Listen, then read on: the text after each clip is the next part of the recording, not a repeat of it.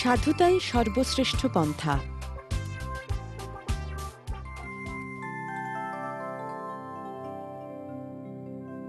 অনেক অনেক দিন আগেকার কথা।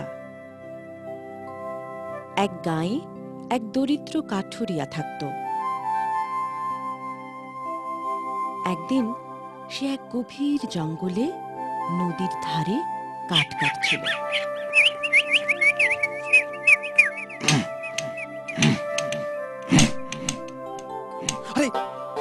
এই হায় হায় হায়, এ আমার কি সর্বনাশ হলো! তার একমাত্র সম্বল কুড়ুলখানা জলে পড়ে গেল। সে মনের দুঃখে নদীর তীরে বসে কাঁদতে লাগলো। হায় রে, কি সর্বনাশ! এবার আমি কাঠ কাটবই বা কি দিয়ে? এটি বা চলবে কেমন করে? হায় ঈশ্বর, এ আমার কি ক্ষতি হলো! দরিদ্র কাঠুরিয়ার কান্না শুনে জলদেবতা তার সামনে আবির্ভূত হলেন। তিনি কাঠুরিয়াকে জিজ্ঞেস করলেন, বৎস, কি হয়েছে তোমার?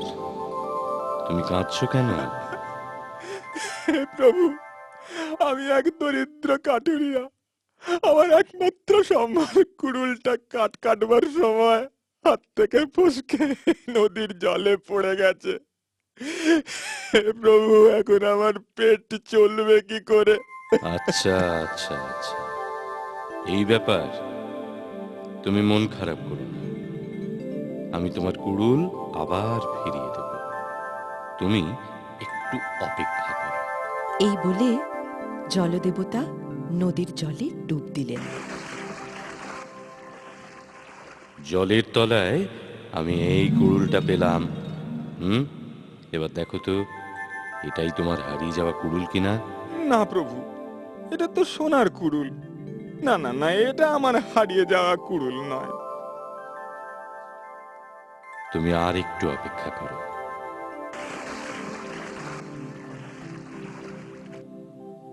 দেখো তো বৎস, এটাই তোমার হারিয়ে যাওয়া কুড়ুল কিনা? এটা তো রূপোর কুড়ুল। না না না, এটাও আমার নয়। ঠিক আছে ঠিক আছে, তুমি আরেকটু অপেক্ষা করো।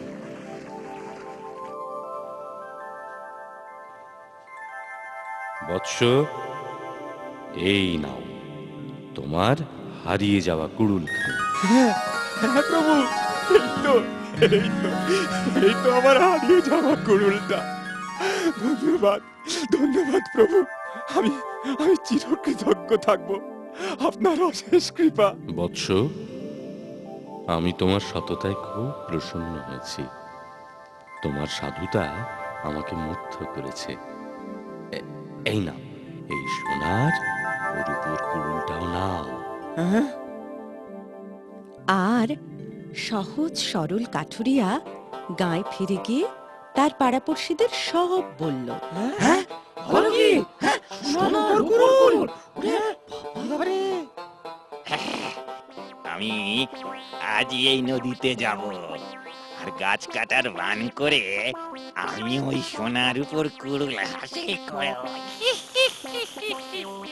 আর সে কাঠুরিয়ার কথা মতো নদীর ধারে একটি গাছ কাটতে লাগলো। সে ইচ্ছে করে তার সেই লোহার কুড়ুলটা নদীর জলে ফেলে দিল আর মিছিমিছি কাঁদতে লাগলো। হায় হায় হায় রে, এ কি হলো গো আমার! আমার কুড়ুলটা জলে পড়ে গেল। কই, কোন দেবতা তো এখনো এলো না। আমার কি হলো গো, আমার কুড়ুলটা জলে পড়ে গেল। এমন সময় জলদেবতা লোভী কাঠুরিয়ার সামনে আবির্ভূত হলেন। বৎস, তুমি কাঁদছো কেন?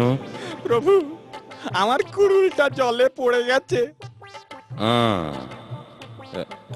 দেখো তো, এই সোনার কুড়ুলটা তোমার কিনা?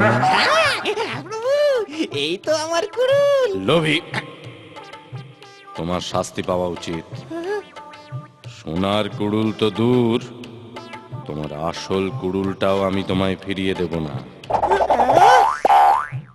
আর উচিত শাস্তি পেয়ে লোভী কাঠুরিয়া হতাশায় ফিরে গেল।